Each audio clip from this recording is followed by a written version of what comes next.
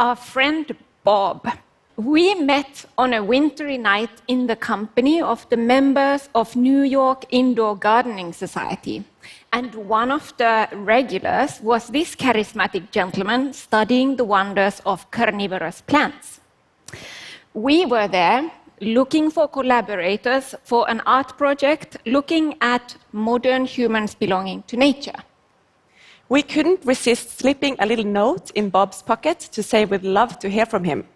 And the next day, he called us and excitedly proclaimed how this is not the time in my life when I want to lay around in bed.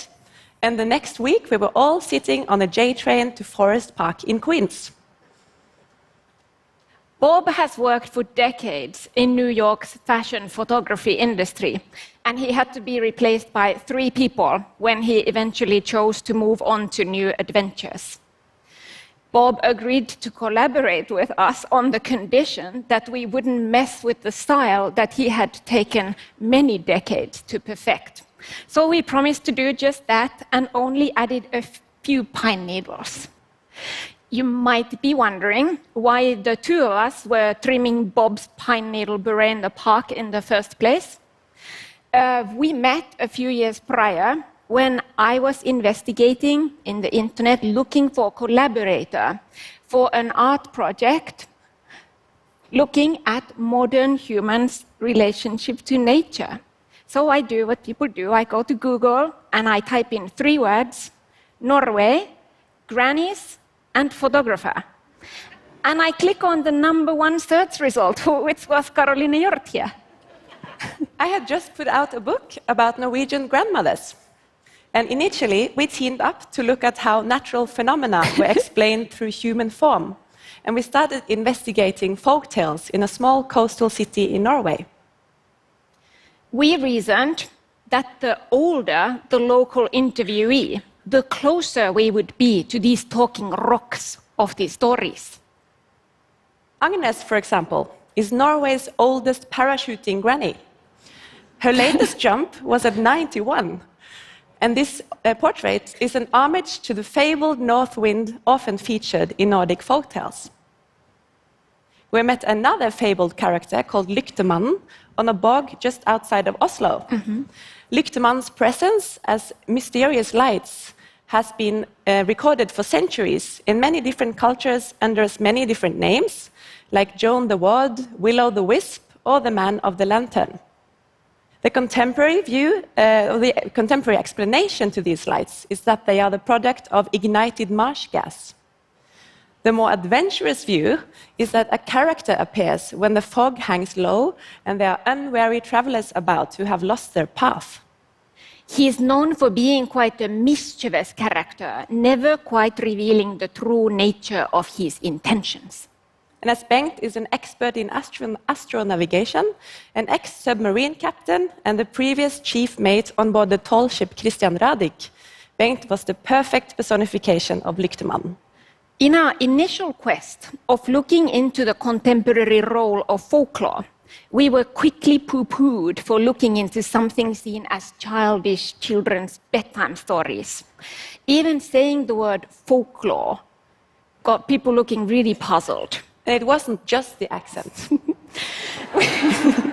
We even had an 8th generation local potter state that people from this region have come up with some of this nation's best inventions, and they don't have time to turn rocks and wonder what is under. This rejection was exactly what we needed to keep poking further into this subject. We continued to interview people about their relationship with their surroundings and started wondering what's happening with people's imagination. Can our relationship to nature really be explained so pragmatically, so entirely boringly, so that a rock is just a good old straightforward rock and a lake is just a basic wet place, entirely separate from us?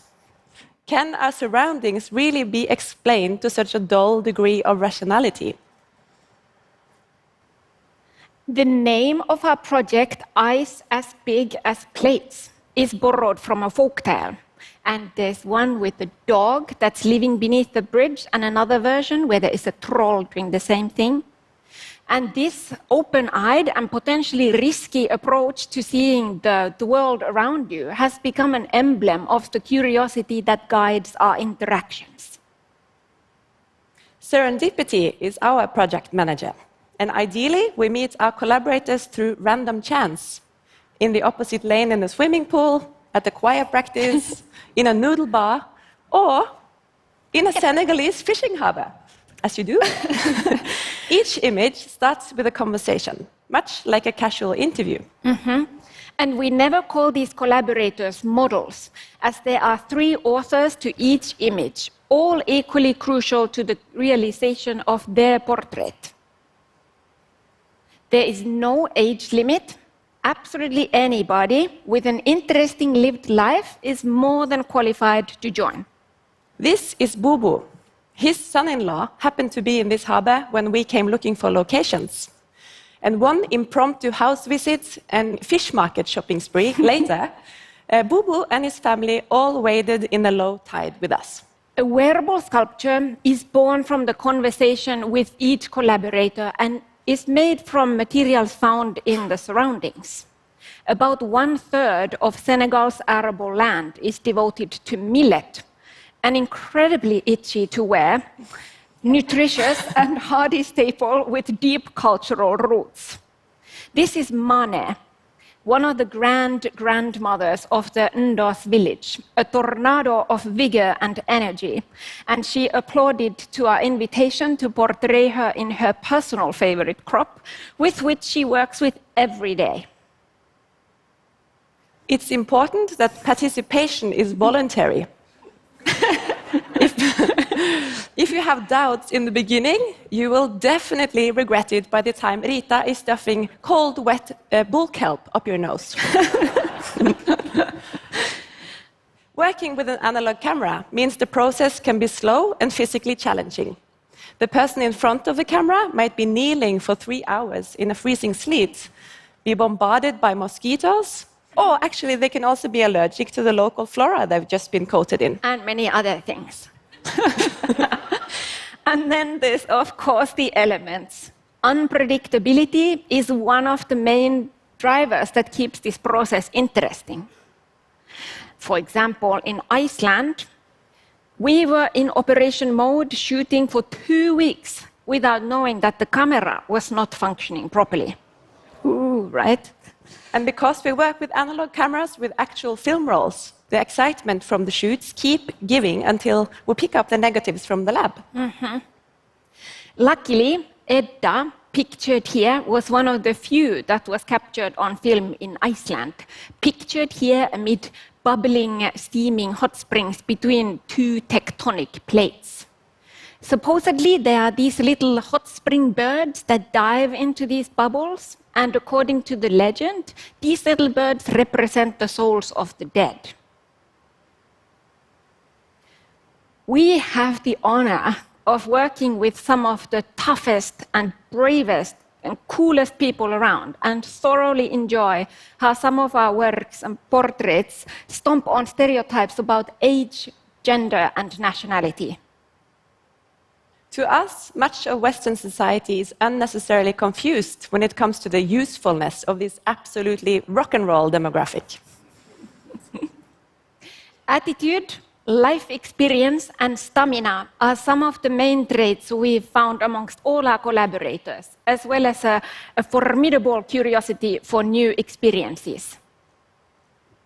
We have noticed how the solitary figures in our images are increasingly viewed as representations of the age of loneliness, known as the Eremocene. We are trying to encourage a new way of participating in and communicating with our surroundings.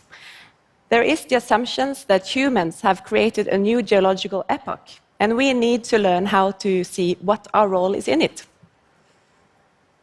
We'll be working with farmers, cosmologists, geoecologists, ethnomusicologists, and marine biologists to see how art can change the way we think, act, and live.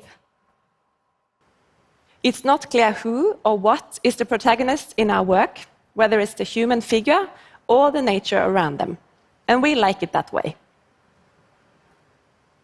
10 years and 15 countries into the project, we are not sure how, if, or when this project will end. We have vowed to continue as long as it's fun, and we'll keep making new images and more books that explore how to balance life amongst the effects of the climate crisis. The writer Royce Granton beautifully summarized how our project can be approached. We need to learn to see not just with Western eyes, but with Islamic eyes and Inuit eyes. Not just with human eyes, but with golden-cheeked warbler eyes, coho salmon eyes, and polar bear eyes. And not even just with eyes at all, but with a wild, barely articulate being of clouds and seas and rocks and trees and stars. Perhaps if we start seeing ourselves through coho salmon eyes, we might begin to synchronize better with our fellow flora, fauna, and fungi. To do this requires both imagination and empathy, and curiosity is at the root of both. As Halvard, one of our first collaborators, said nearly 10 years ago, if you stop being curious, you might as well be dead. Thank you.